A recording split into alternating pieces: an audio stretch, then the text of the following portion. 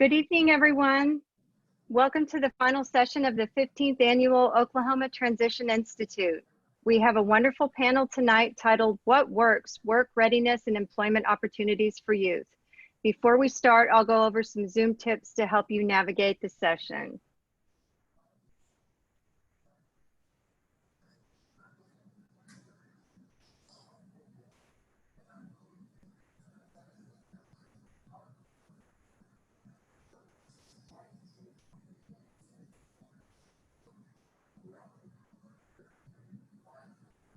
Heather, are you seeing the screen advance? The slides are not progressing.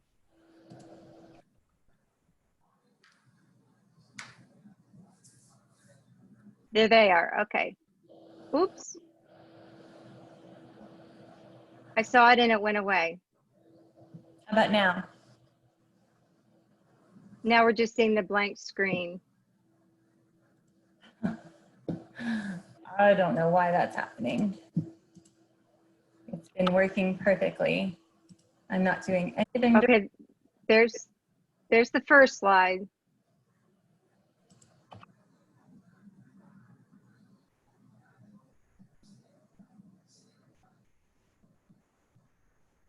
That's just a picture of you now. Sorry, everyone, bear with us just a second. Are you seeing movement? No, I'm just seeing the picture of you that's your profile pic. What about now? The blank screen again. Okay. Hang on one second. It may have to do with, I'm just going to do it from here. Let's see if this will work. Do you see it now? Yes. All right, we're just going to do it old school. Okay. Okay. Okay. We're seeing the blank screen again.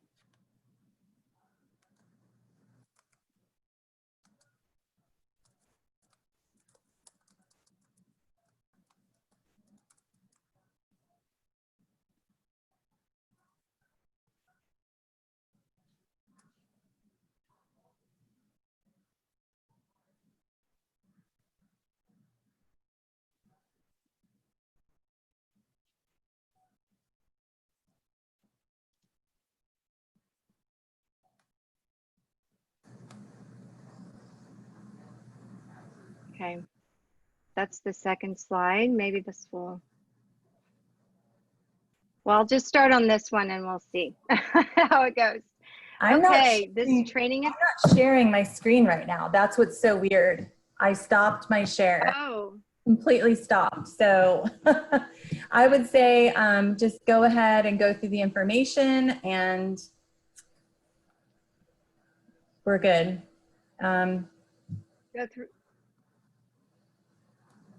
Go through the information. Oh, you don't have it in front of you. Hang on. I have here, I have it on my desktop. Let me go through it that way.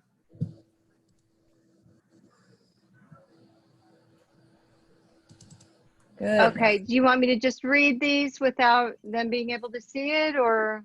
If you want to share your screen, that would be great. Sure. Okay, let me see here. Something might have happened with me having the two monitors and it waits till the last session to do it. Okay, let me see.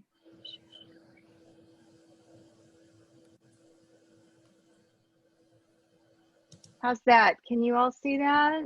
Yep. Perfect. Yes. Is this good? Mm-hmm. Yes. Okay. I'm going to have to remove my little tiles of everybody's faces. Hang on just one second. Okay. This training is being recorded for participants to access after the event. Closed captioning, the closed captioning icon will appear on the bottom black bar of your screen. Click to show captioning along the bottom of the screen. It might also say subtitles. When closed captions are in use, you will see a notification on your screen. Okay, it's not letting me advance here. Let's see. Ah. ASL interpreters are present. To ensure they are visible, you may pin videos by hovering over the video of the interpreter. Click on the 3 dots and then pin video, or clicking on participants, then more next to the name you see starting with interpreter and pin video, or to the lower right, you can see the blue more tab. Make sure your computer or headphone speakers are turned on and the volume is adjusted to your preference. Everyone's microphones have been muted. To mute or unmute yourself, please ensure you stay muted when not speaking. Click unmute to speak during the question and answer. You may choose to have your video on throughout the training. If you have bandwidth issues, please turn off your video. Type in the chat to share your questions and insights and let us know if you are having any technical difficulties. Click on the panelists and attendees to send your message to everyone. Click a specific attendee to send a private message to an individual. You are in control of your viewing experience in Zoom, but we have some recommendations below for the best experience. Exit full screen mode. Top right button or view options drop down menu, and you see the icon there. Enable side-by-side mode, view options drop down menu. Click on speaker view to only see the current presenter's video, or gallery view to see videos of all participants, the top right button. Click on the chat after exiting full screen mode to pin to the right side of the screen. Please type your questions in the chat box throughout the presentation. If time allows, presenters will also field questions at the end of their sessions while allowing participants to unmute their microphones. And we'll be keeping an eye on that. If you experience any technical issues in Zoom, please type it in the chat and let us know what's going on, or email Kim Osmani at kosmani@cornell.edu to let her know the challenge. For evaluation and CRCs for VR staff, all participants will receive an email at the end of the day. Once you submit your online evaluation, you will be able to print certificates for each day. If you are a certified rehabilitation counselor and want to request CRCs after the OTI, follow these steps. Email Lashara Thomas at lthomas@okdrs.gov. A screenshot of the message on the screen after you hit submit on your online evaluation, the accompanying certificates, and a list of the sessions that you attended. Thanks to all of our sponsors: Oklahoma Rehabilitation Services, the Oklahoma Family Network, Oklahoma Able Tech, DCDT, and Pathways. For more information about the Oklahoma Transition Council, visit our website right there on the screen, or follow us on social media. And with that, I think that's it. With that, I will hand this over to Renee.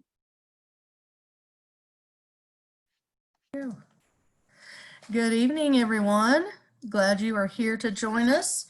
So we have a panel, and during this panel, we will discuss services and resources available for students and youth with disabilities, and how local businesses have utilized these resources to create successful employment opportunities for our youth. So I have questions in front of me that I will be reading, and I want to introduce the panelists first. We have Matthew Barnes is with Ditch Witch, and we have Joshua Atkinson, who is with Daisy Exchange. And we do have listed Beth Hamilton with Integris Enid. I don't see her on here yet, but when she's here, we'll make sure that we welcome her. So, are you ready for some questions, guys? It looks like you're it for right now. Oh, I think Yolanda Scott. I'm so sorry, Yolanda. Yolanda Scott is with CoWib, and she too is going to be on helping us tonight. And I'm Renee Sansom. I work for Department of Rehabilitation Services, the transition coordinator, and I'm going to be asking these questions and I guess answering them if I need to, jumping in. So are you all three ready for this? Yay. Yes. Okay. I don't know, Yolanda, would you prefer me to just ask the question and then each of you answer, or just ask it and then whoever wants to answer? I think just kind of whoever wants to answer. It may be more relevant to some than others, and we can kind of jump in wherever we see fit. Sounds good. Okay, so I'm going to start off with this one. What are your concerns, if any, about hiring a person with a disability? Anyone want to start? I'll take a swing at it. Yeah, okay, go ahead. Okay. So this is Matt Barnes with Ditch Witch. We're manufacturing, so the first thing and most important thing is safety. So when I'm hiring anyone, that's the first thing that comes to mind is safety. And when we're interviewing or working with an applicant that has an obvious disability, that's one of the first things that comes to mind. Like, okay, are they able to perform this job safely? And we've navigated a lot of those challenges, but there's a lot of safety conversations in mind, whether it's a deaf applicant or somebody that's missing a limb or something. We'll have a little bit deeper, in-depth conversation about the safety aspects, because we want everybody to go home safe. And that's something that's very important in manufacturing.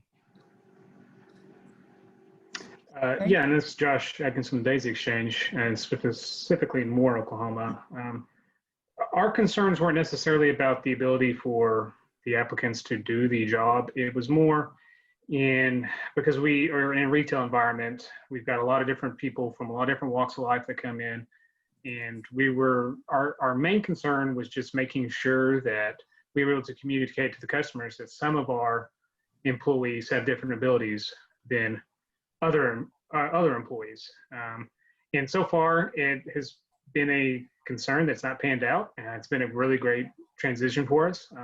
We've had a couple of bumps, but for the most part, that was pretty much our only concern. Not necessarily about the ability to do the job, but just more of how to interact with our customer base, because some of our employees may be hard of hearing, or some of them may be nonverbal, and those present different challenges. And so that's just something we've had to work through. Okay. Yolanda, do you have?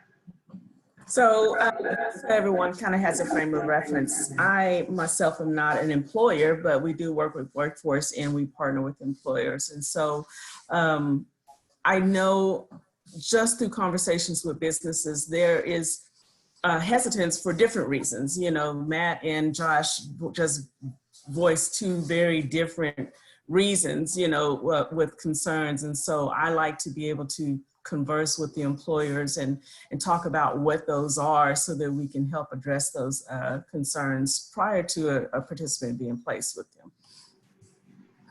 Absolutely.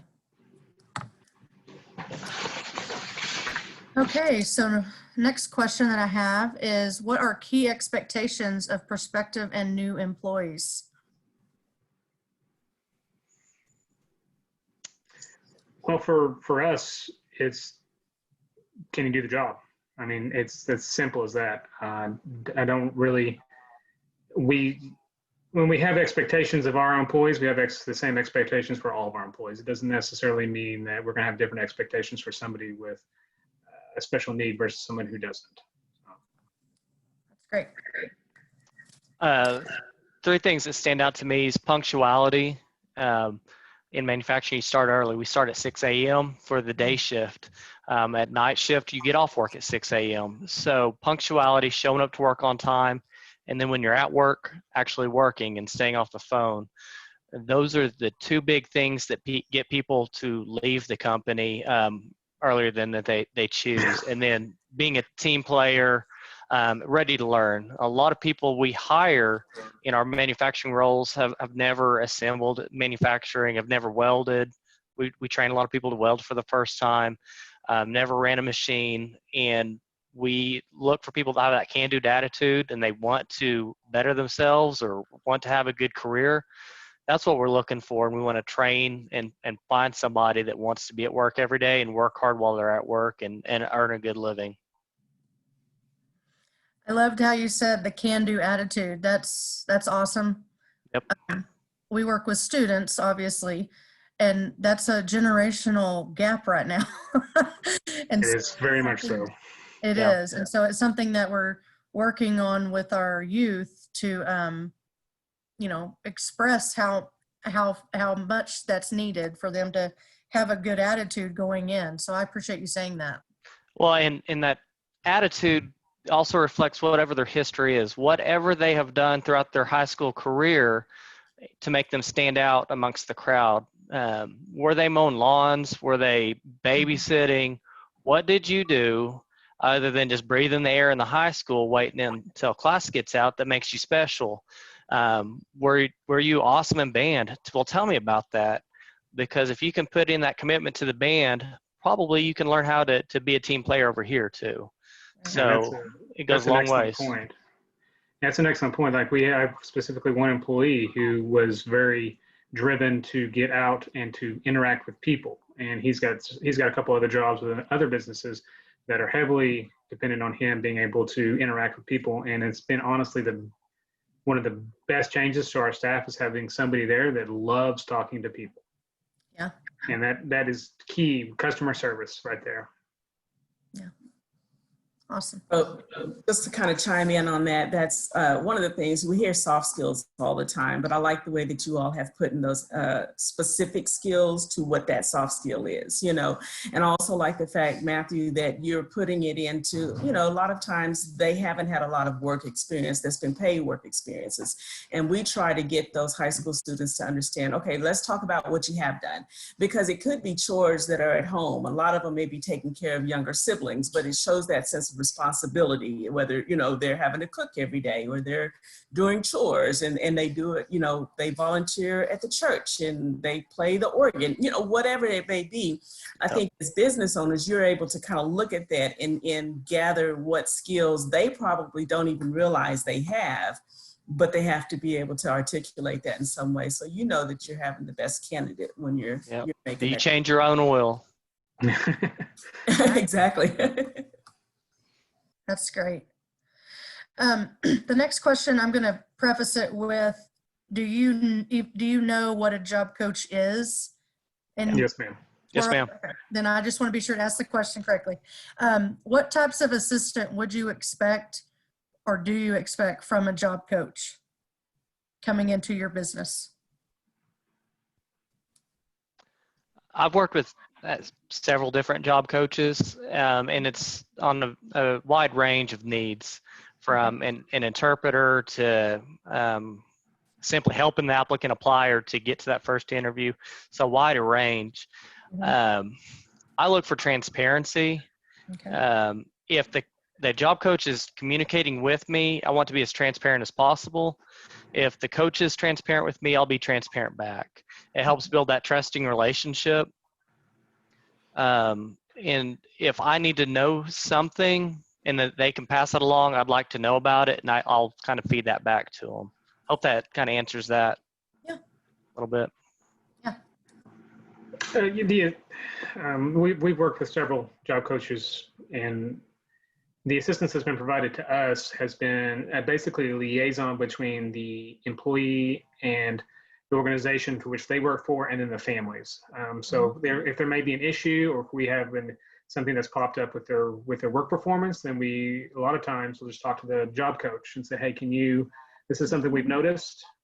This is something we'd like to improve upon, and so on and so forth. And then a lot of the times we've seen the following shift or whenever the next time they work, that's been addressed by either the job coach or the job coach passed along to the family members. So that's just the type of assistance that I expect is just a liaison role, pretty much. Okay. That's good information. That's what it should be. Mm-hmm. It hasn't always been that way, but that's for the most part been the way. And that leads me into my next one. What's possibly like the biggest mistake that a job coach has made while working with you, your company, person with disability? Any that stand out? I've had applicants or applications come in, and it's the job coach's information. Like, okay, well, step one to come into my company, you didn't even fill out your own information.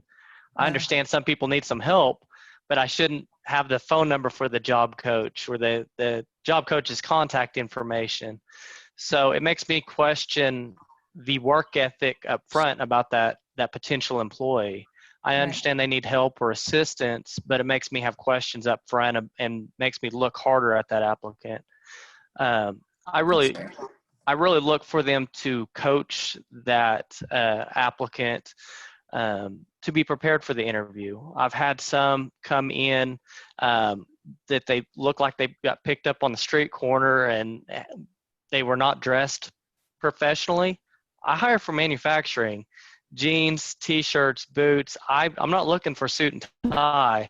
And if I'm saying somebody wasn't looking professional, that's pretty rough.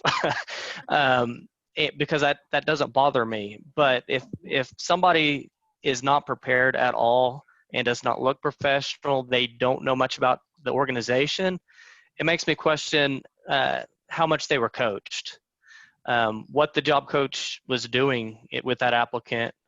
In that particular case, the job coach drove them to work. So I saw the job coach applied for the job for them.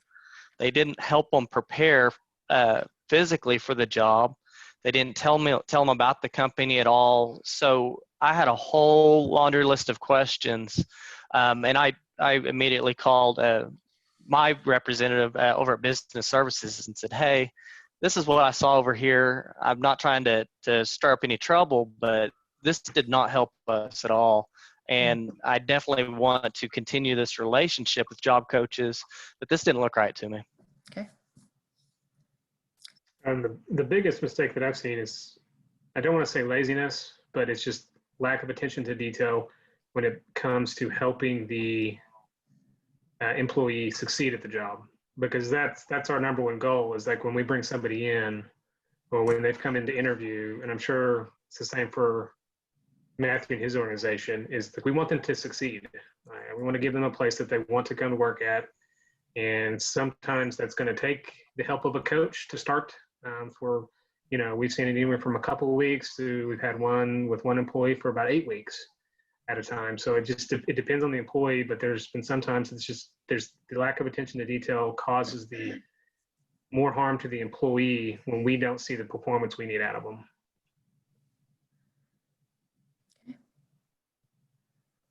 All right. Next, do you have any suggestions on maybe how job coaches should change their approach to a company based on size, location, and type of company?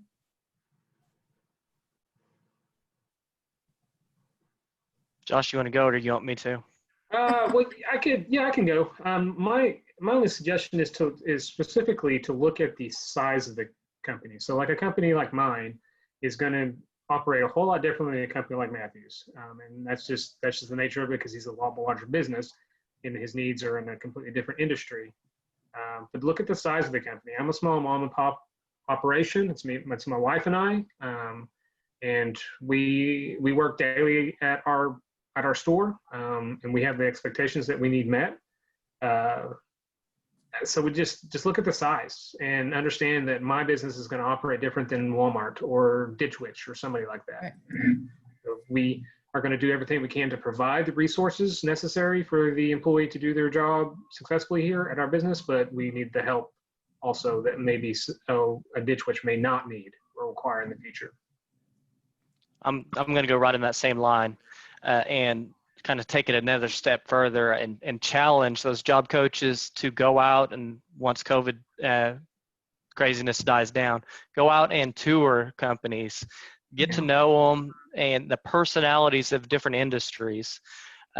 Small retail stores might be similar in different counties.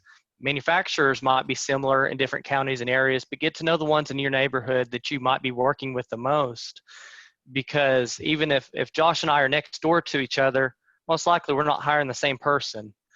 So if you have an applicant that you're working with and they come in and tell you all these dreams that they have and what types of jobs that they want, chances are they wouldn't be applying to both Josh's jobs and mine. So the better you can understand the different companies that are out there and the business needs, the better you can help coach them to the right industry.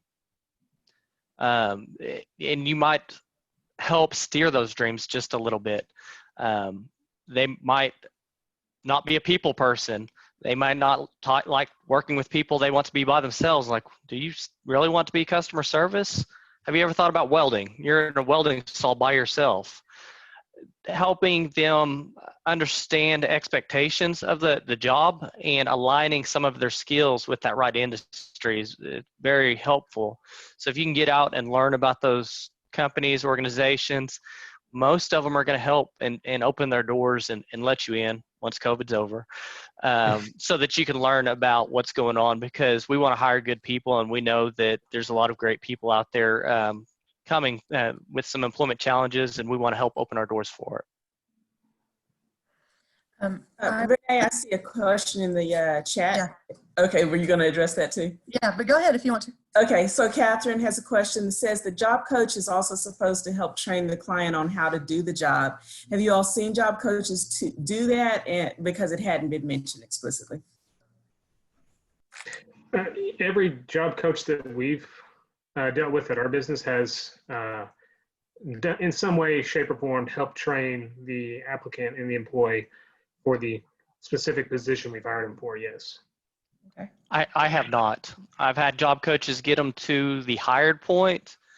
They'll take them through like a safety or orientation meeting, and then usually we don't see them again. Because of rules that you have for not letting people in, or just because they didn't come back? They didn't come back. Okay. We're more than happy to help. If somebody needs a job coach, I'd be more than happy to have them on as long as they want to hang out with us. Okay. I'm taking a note. Hang on one second. Hope I'm not ratting people out. Yep, it's over. I'm calling people tomorrow. I'm kidding. I'm just kidding. DRS, I'm kidding. Okay, so I was just going to say back to the tours. I know our business services team, Fatosh, has done tours before. Oh yeah. And our counselors, you know, if you have any business that's wanting to do that or is willing to do that, you should get in touch with Fatosh or myself, any of us on here, and we can work together to make that happen. Because I know that we did one, I can't remember the name of it right off the top of my head, but we had like 75 students show up, and it was amazing. It was so cool, and the kids really enjoyed it, and it gives them something to attach, you know, like they can see like, oh, this is what this is. I don't want to do that. So that's really good. I like that. Yeah. And to echo that really quick, Renee, is what business has had the opportunity to work with in more schools. And we've been able to have more, and Norman actually, and have several groups of students come in as as pre-COVID, come in and basically just job training. And it was they would work with us. We just have some assigned tasks. We do it before we open or after we close, just whatever the schedule works for them. It was to give students just an idea of, this is the retail industry. You'll expect similar tasks like this, not necessarily exactly this, but it was a really enlightening experience for us, but also for these students as well. I think you helped maybe do that with our used to be iJobs and STEP program in the summer, the summer additional employment program. Yeah, Yes, ma'am. The name sound familiar. I was going to say one more thing. Most every October, not this year, obviously, we usually invite all the area high school, middle school kids to come to campus for Manufacturing Day. And it was probably 6 months or so ago, I was talking to Fatosh about extending that invitation to this audience, to the students, so that they could get that same taste for manufacturing as a whole. Because we try to talk about the entire industry and then have a little bit of Ditch Witch flavor on top. So there's a lot of different opportunities that are already out there, processes or products, and a lot of companies would just need to adjust to the audience to extend another invitation. Right. There's a comment on here from Angela Marie Jaworski, and it says that is common issues with what we are dealing with, our job coaches, as we are sending them with our consumer, and sometimes they set consumer up for failure. Many employers get frustrated with job coaches more than the consumer. So that's very true. Yeah, that's one reason why we wanted to address that. Yeah, I felt that at first. I felt that at first because I started working with DRS more from the job coach was my kind of first interaction.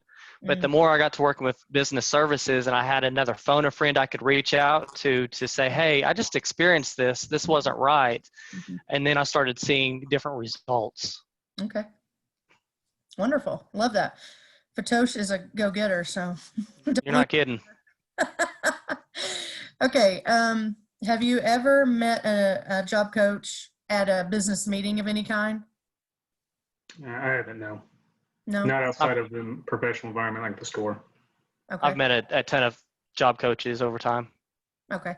Yolanda, in your capacity, have you?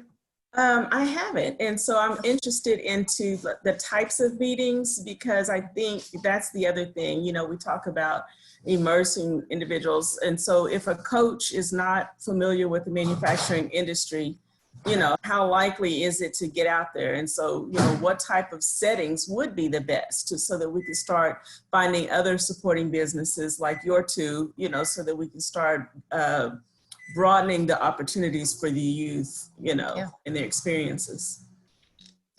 Maybe that's something that I know that in the Oklahoma Rehab Council, I think, Matthew, you're on that. That's something that maybe I could look into with our transition committee, you know, just exposing the job coaches to more. They don't know if they're not told. So yeah. And on the workforce committee as well, one of the pillars that we came up with was finding industry partners. And the more industry partners you have out there that have it actively seeking fair chance applicants, they're the ones that you need to get the job coaches to first, because they're very open-minded and they want the support. Okay. Yeah. Great. And that, I will say, that's where we see the disconnect, because I hear businesses like yourselves saying we're seeking people, you know, we want them. But then on the other side, whether it's educational workforce, it's like, well, we can't find employers to partner with. And so we're saying two contrasting things. And so it's like, how do we connect, and what kind of meetings? Like Matthew, I met you with one of the manufacturing meetings with Stephanie Cameron was hosting. And so that's kind of how we connected. But more opportunities like that, and then bringing in the counselors or the voc rehab, you know, or the teachers or whomever, so that we can get that connect, especially with ICAP being such an, you know, that is mandated now. And so teachers are struggling to try to make that connection, you know, and our voc rehab counselors would be instrumental in that. And we've talked about the similarities between ICAP and the transition plans. They all align. It's just kind of a no-brainer. So just taking those steps to get everything aligned, it'll make things a lot easier, especially, you know, with the connections in the employment post-graduation. And I also wanted to throw this out that we have, well, since the law of Workforce Investment Act and all that stuff, Innovative Opportunities Act, we've implemented pre-employment transition specialists contracted with OU through DRS. And I think that could be a bridge to, or something, a catalyst to help get that going. So I think maybe that's something we should do, Yolanda. Maybe you and I should visit and see if we can't strike up some conversations. I think what happens is the administration and even at, you know, coordinating level have all these great ideas, but then below that, like a VR counselor, they're not involved in it, and they're the ones seeing it every day. And so they're, you know, if we involve them, maybe we can get more buy-in, you know, more things like that. So I think that's great. Good point, Yolanda. Here's another comment. I'm a job coach working with, I think that's Lawton Public Schools, and my boss has brought me in to link me and other job coaches in our area together so that we became familiar face within our area businesses. I think that's a good idea. And Avonda said, thanks for the pre-et shout out. She's a pre-et specialist, so, and she's wonderful. She's in the Muskogee area. Let's see, we answered the rest of those questions already, so I'm gonna skip to what role has the ADA, Americans with Disabilities Act, played in hiring people with disabilities from your standpoint? Well, for us specifically, was just creating the accommodations necessary to allow various employees with various different special needs or abilities to do the job. Like we may have two employees with different disabilities do the same task, but we, had to come up with ways to provide the accommodation necessary to allow them to succeed at the task, no matter if it's a really mundane or a complicated task. And that's been challenging, but it's all very rewarding to see us be able to change our best practices within the company and to change our policies and procedures to fit everybody, not just a specific group of people. I'll echo that as well. It helps give us a guide or a playbook on how to navigate some difficult conversations,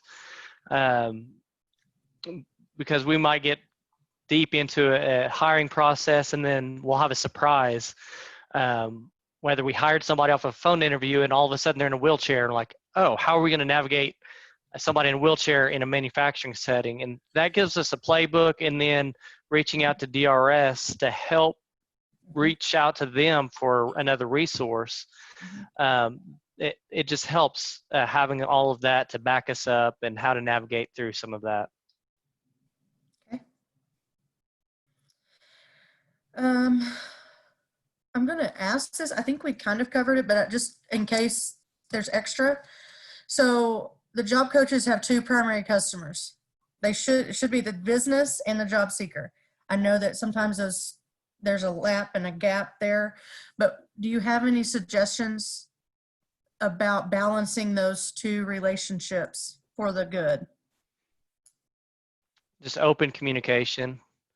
I have similar relationships, some with like veterans groups or the career techs specifically, or instructors. And the stronger that relationship is with that person, the further I will lean across that line on telling them too much about how that interview went. I might say, yeah, your student, you said it was really great. They welded great, but their personality, they weren't able to talk, or they did this or that. I really wish that you would have talked to them about this. So I try to provide as much feedback as I can without crossing way too far over the HR boundaries. Right. Okay. You want me to go to the next one, Josh? Or is Josh frozen? I'm not sure. It appears that he might be frozen. Okay. Okay, maybe he'll come back. There he is. Sorry about that. I'm not sure what happened That's there. okay. Okay, well, you want me to go to the next question, or did you want to tag on what Matthew said? Well, I cut off in the middle of his, Okay. but the first thing that he said was my key point, just communication. Okay. And that's the thing that we've seen. It was a learning process for us, was just we learned real quickly, communicate with the job coach, exactly our needs and our expectations, and then it goes from there. And it's up to the job coach from that point to communicate the needs either to the family or to the organizations which they represent. Okay. Awesome. Now, job coaches hear the question, what type of disability do you have? And for reasons of confidentiality, the job coach cannot answer this question. And it's a real thin line there. So how do you suggest a job coach handle this with a client, or even a client, handling that situation? Are you asking if a job coach is asked what type of disability an applicant has, or the applicant asking what type of disabilities are at that company? No, I think it's asking what kind of disability does the applicant have, or even a client. We get that all the time. Should I disclose my disability or not? So what would you suggest to handle that? And you're being, you're in the, I don't know what your actual position is, Matthew, but the hiring stuff, interviewing. Yeah. Okay. I'll try to answer both sides of that. Okay. I'm a senior recruiter, and I work in HR and help create all of the hiring processes for the company. Okay. Most of or at least all of our job descriptions have physical requirements. Okay. If an applicant can read those physical requirements and they can do that, and they don't bring up to me that they need any accommodations, I'm going to go with that. Part of Okay. our interview process is to do a work steps physical, which is you have to lift, bend, lift, twist, all that fun stuff. So that's Okay. kind of my backstop. Okay. If somebody gets to that work steps physical and there's something that's limiting them, I can think of a time with our welder physical that it was based off of the weight and size of the MIG welding wire. It's a large drum that weighed 80 pounds. Mm. And it came to be that short females had a very hard time lifting that weight. So we had to rethink that and make accommodations for that so that we didn't eliminate that population. Okay. So it's really just kind of an open communication. If somebody has an obvious need, we'll try to address that, especially if they bring it up, to make sure that they can safely do the job.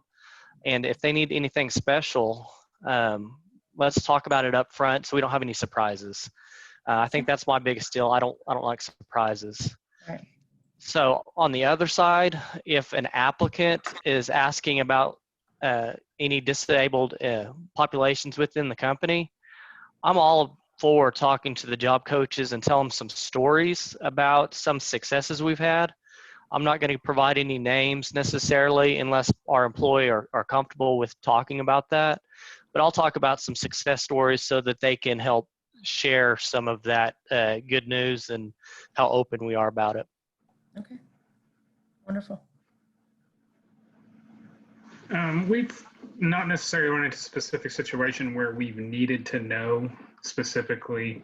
There's still several individuals on our staff that we don't know what their specific special need is, and it's been fine. So we don't necessarily even ask the question. If the only thing that we've asked of the coaches when they've come in is like, what specific type of accommodations do we need, or what specific area does this prospective employee need more help with? Is it more, do they need more of the repetitive tasks, or can they do some more complicated, 1, 2, 3 tasks as opposed to just one thing at a time? So that's all we really look for. Okay. Cool. I was just going to add that the person that talked about being a job coach in Lawton Public Schools, he also noted that they also have joined forces with their local Chamber of Commerce, which is also a wonderful idea. So way to go. Next question is, do you think an employment agency that works only with people with disabilities is being dishonest if they do not mention it in a marketing meeting?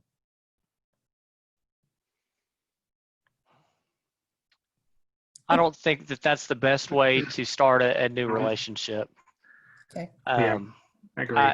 It goes back to everything I've been saying about open communication. If they don't tell me about that, it's going to leave me with a surprise later on, and then I'm Right. going to have trust issues with that relationship going forward. Right. I don't have any problems hiring or working with somebody with a disability. I have problems with lacking in communication. Yeah, and that goes back to, we don't necessarily need to know specifically what is their disability. It's just, but we need to know that in order to provide them with the best safe environment at work, and it's a liability question too. It'd be, if we didn't provide them with the safest place that they possibly could work, then that hurts the business overall. So yeah, I don't necessarily think the word dishonest is maybe the right word, but it would necessarily not be, like Matthew said, starting off on the right foot. Right. So there is a question, Renee, about communication, since that's been mentioned quite a few times. And there's a question here: what about individuals whose first language and largely primary language is Slovenian, Korean, or Mexican Sign Language? And then I have a response for that, but I would like for Matthew or Josh to take it first. Go ahead. Well, I'm familiar with ASL, because my daughter is also hard of hearing, so I'm somewhat familiar with that. But it's not, that would definitely be something we would have to call and get assistance with. through DRS or somebody, that would not be something that we'd be able to handle on our own. Right. I've came across several examples. I don't know if it's every single one of those specific examples, but different communication styles or languages.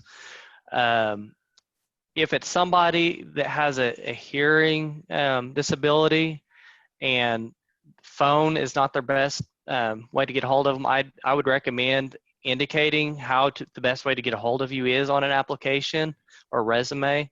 I've had several people on our applications. There's a field called comments to recruiter, and they've said, I'm deaf. I'm like, okay, I should probably text him or her, and that way I can get a hold of them, because it's really awkward when you call somebody named Tim and then Sally answers and you're trying to figure out what's going on, and it just helps kind of up front. If it's a language thing, I look in-house if I have somebody that can speak that language, and we've got a wide range.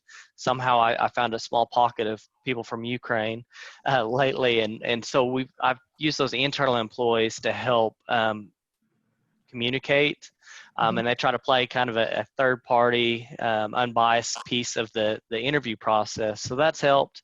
And I've also had to use DRS at times to do sign language when some of our employees weren't available. Okay.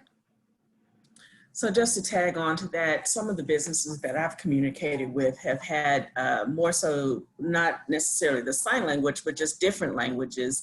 And so they've said that they would welcome people to come in the capacity of something similar to a job coach to help with that communication. So during the training process, they would be willing to bring in a third person to help communicate the training and making sure they know all of the technical terms or whatever is necessary for that that piece of equipment, until they got to a point that they were comfortable in the communication, So I think, I know there's some businesses that are willing to allow that third person to come in, whether it's DRS or whether it's just an outside representative that speaks that native language, to help with the communication and the training process. And then when they get to a point that they fully understand what's required, the safety requirements and those type of things, then they start wean themselves off of that service. So Edward has some questions here. We haven't moved towards industrial businesses, and Lawton has several area industrial businesses. Where should we start with them in getting any interested or job match students paired?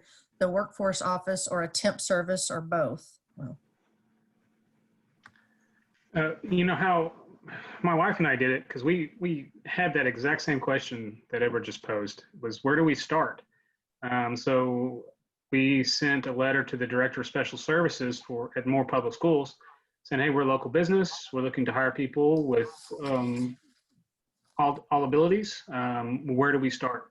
And then she helped get us in contact with an organization who got us in contact with another organization. And then we got in contact with Norman Public Schools. So it was just kind of a snowball effect. So talk to your local schools. There's always, look for the director of special services. I'm not sure what each school district calls them, but they'll have somebody that oversees special education departments, and they'll more than likely have resources that'll put you in the right direction.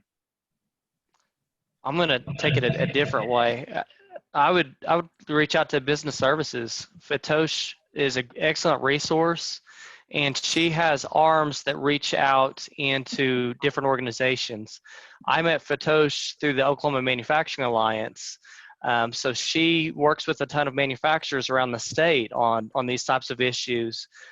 So she probably has some connections all the way down in the Lawton area or different areas. So there's different workforce committees out there that have already done a lot of this homework. And if you can make connections into some of those, you've already got a group together that's already working, and just see if you can join some of those teams as well. Another way is figure out who's hiring. If there's a local company around there that's hiring a ton of people, I bet they'll talk to you if you say, hey, let me introduce myself. Maybe I can help find you some good people to join your team. It's very tough to find people for manufacturing these days. we started the conversation talking about it's a different culture now. We don't have students growing up working on the farm. You also don't have students growing up going through high school saying, I want to work in manufacturing. I want to be a welder. You don't have a ton of that. So you have to introduce that later on to them. So a lot of manufacturers don't have applicants beating down their doors to get in these days. So a lot of them will welcome the help. Awesome. Okay, so our next question is, do you utilize the Workforce Innovation Opportunity Act Title I out of school youth funding for work experience or on the job training? We do not know. We've used OJT training several times, and a few other similar dollars for training programs. We did a big ramp up in 2017 and 18 and into 19 where we increased our head count. We're somewhere around 1,500 employees in Perry. In Perry, Oklahoma is 5,000 total people. Right. And so, yeah, we had to get real creative, and we looked for people that wanted to make a career transition. Maybe they were in an industry that they weren't happy in and they wanted to try something new. And so I worked with the local career techs to put together a training program, and we used the OJT to pay 50% of their wages. So the first 9 weeks, they were a Ditch Witch employee. They would show up at 6 a.m. just like everybody else, but for all intents and purposes, they were a Meridian Technology student on our campus learning a trade, welding, assembly, machining, painting. And at the end of that 9 weeks, we'd have a graduation ceremony, and then we'd wish them good luck, and they hit production the next day. But we used that OJT to pay 50% of their wages. It kind of helped us swallow that pill of eating cost of having a dozen employees in production but not producing for 9 weeks. Awesome. It's exciting to hear. You are actually in a different area than we are. I believe you're in Western, with the Western Workforce Board. Matthew, do you know for sure? Is that the one that goes all the way to the Panhandle? Yes. Yeah, yeah. Okay, We're north of Guthrie. Okay, and then we're in Central, but the program itself works the same way. So there are definitely incentives on both sides. And so with those programs, we have supportive services very similar to Voc Rehab or DRS, where we can assist with supportive services for the participants who are out of school. But then we also have those incentives for the businesses like you spoke of, so 50% of the salary for the first 9 weeks is not a bad deal, and so that incentivizes you to take that chance on hiring some individuals and getting them employed, and then they get that training opportunity. So I'm glad to hear that you've taken advantage of that. With the work experience with out of school youth, I describe it as an internship type situation where it's approximately 400 hours in our area. And so we are technically the employer of record. And so if you're hiring somebody on for a short-term summer employment opportunity or something like that, but they're needing those work skills, those soft skills, they just need some experience, then we can get them enrolled and we can pay for that period of time that they're there. And so that's another incentive to just kind of help people get launched. Sometimes that's what they need. You hear kids all the time talking about, well, I can't get a job because I don't have experience, but I don't have experience because I can't get a job. And so that's a perfect opportunity with the WEX's work experiences that your local workforce boards can offer. And that's across the state. It's not just in Central or Western. So if you haven't heard about that and you have businesses who may be interested on doing some of those short-term training programs, I suggest you all reach out to your local workforce boards to get more information. Absolutely. So there's I'm going to go ahead and address this here. A question, comment. What do you recommend as far as middle school involvement? I told this lady to contact me, but she said, I would love to start introducing middle school students to transition services and prepare them for job readiness, but I know it's a lot different, obviously, in middle school. What level of touring can you do for middle school? When I was talking about manufacturing day earlier, those are all 8th graders Okay, that we bring in. awesome. We want to hit them as early as possible with the thought of working in manufacturing. If we wait till their junior and senior year, they've already got an idea of what they think they want to do when they grow up. So you got to catch them early. Okay. So Josh, would you be up for some middle school 8th graders doing a little, something at Daisy Exchanges to see what it's like? Absolutely. Yeah, I mean, Okay. that's just, it goes back to just when we were working with these groups from more Norman schools, it was just give them the opportunity, let them see. And it wasn't a long-term deal. And they had a new group of some groups that were a new group every week. Some were the same group for like 8 weeks straight. So yeah, anything that we can do. Okay, awesome. And with that level, it's the exploration, Yes. so it doesn't have to be anything long-term. We've talked about that throughout the Transition Institute. And there's other manufacturing companies that I know for a fact have had some camps during the summer. I know MD and Progressive did a partnership where they did a camp and the kids were there for like a week, and they started with MD to see the initial product, and then they went all the way through, took those products over to Progressive and had a finished product. And so they got a chance to see beginning to end. And that was middle school. So as far as educators go, ask big. That's my biggest thing. Like, know to ask and ask big, because businesses are willing to do that. That's the future workforce. They're willing to invest those type of things those are their future employees. So it's a small ask, relatively speaking, to have a huge return. Cool. There's another question in the chat box from Catherine. She said, this is just a curiosity question, but are you all open to taking a full-time position and letting 2 clients who each have a job coach divide the job? Sometimes we have clients, this is a DRS counselor, who for various reasons need a part-time job but are interested in jobs that are typically full-time. We haven't done that, and I don't like to say no without more context. I would definitely have to do more homework. It's very difficult for us to do any part-time job, much less accommodations on top of it. The few part-time employees we have are usually either they've been a full-time employee for a long period of time and then they need to slow down for one reason or another. So we rarely have any part-time employees, but I wouldn't say no. I'd always look at something. Okay. And just, go ahead, Josh. Well, the flip side of that is we rarely have full-time positions at our store. So we hire mostly just part-time. Okay. I was going to just say out loud that if any VR counselor, needs to get information about Josh or Matthew, please contact Fatosh and go through her to get that information to Matthew and Josh, and they can, talk to whoever about that. So great question. Next to the last question I have for you is, what types of assistive technology modifications, etc., have you used, if any? I'll lead with something I've learned from Fatosh. Every one of our employees has an accommodation. Some of them are just more obvious than others. Mm-hmm. We have lights all through the building, and that's an accommodation for people with eyesight. Okay.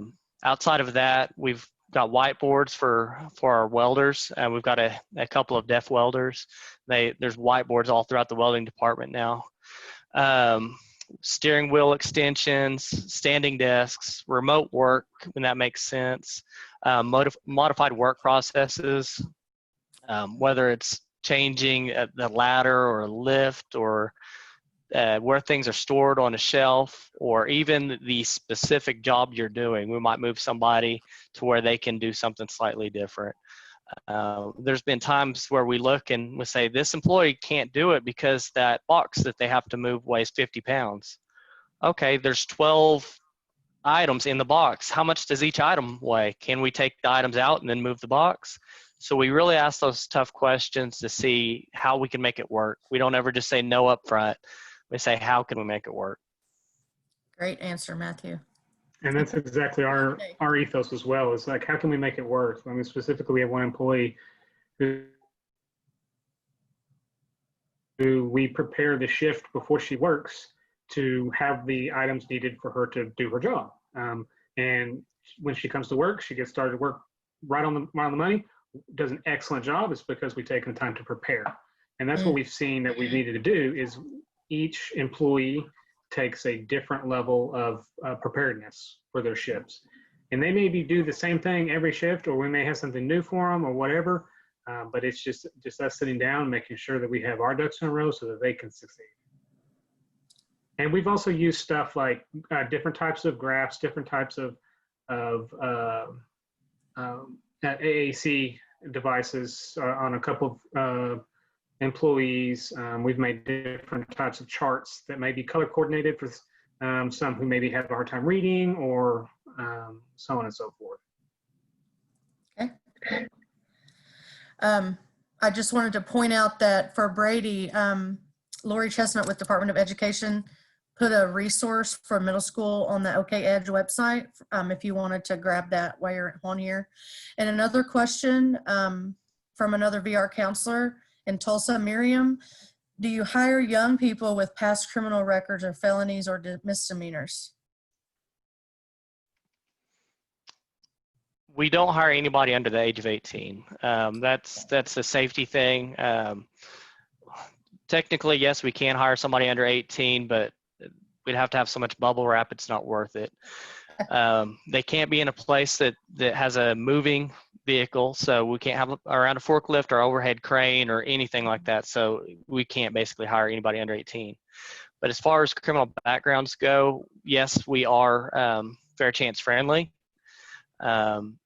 When we're looking at somebody with a background, we look at the recency, the nature, and any patterns. And if there's some patterns, we're really looking for a positive pattern to show what they've learned and changed.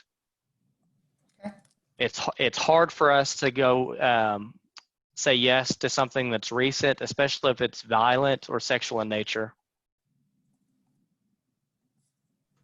Yeah, and to echo that, we look at the exact same things. And we typically don't hire under 18. We have in the past as well, and that's just a personal preference of ours.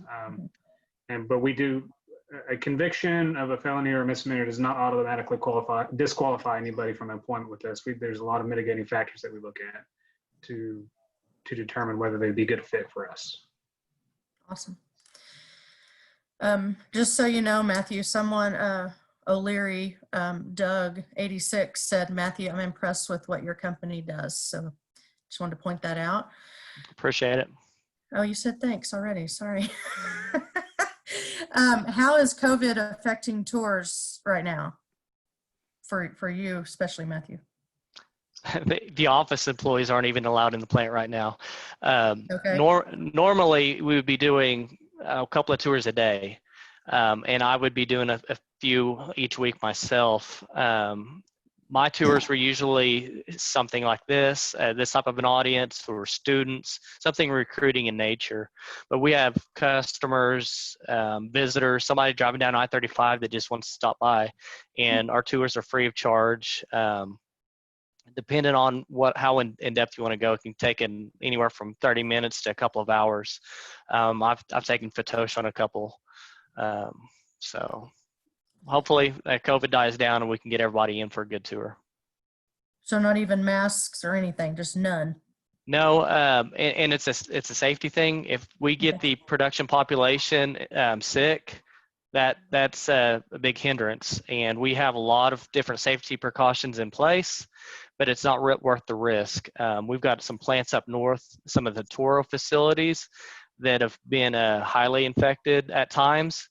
And so we have to be very cautious, because if you start having pockets throughout the manufacturing area that are out, that hits the bottom line pretty quick. Right. And Brady was asking, would you be willing to set up a Zoom conference at a middle school, Matthew? That sounds fun. I've done some in-class visits for middle school. I've done some like mock interviews and resume reviews with high schools. So it all depends on the topic of choice and if it's in line with whatever that's going on in the school. I think that they're successful if it complements whatever's going on in school. If it's just a plug and play because the English teacher needs an hour break, it doesn't go very well, and it just is me talking for an hour. Right. Okay, so last question that I have is, do you practice skills-based hiring? We do for welders. You do for welders? We do not specifically know. Okay. So that was actually one of my questions. Going towards the experience, a lot of times we, especially with people who are transitioning from one career to the other, they may not have particular skill set in manufacturing necessarily, but a lot of those skills are transferable.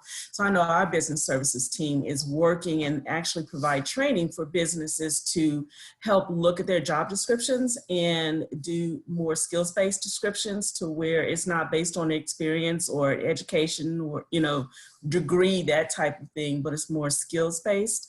And then along the same lines with individuals with disabilities, it's easier to identify the skills that they can or cannot do, and determine if they're eligible for a particular position that's been posted. So just curious, I know that that's something that we're working on in our area and trying to promote. And so wanted to find out if that's something that you've explored.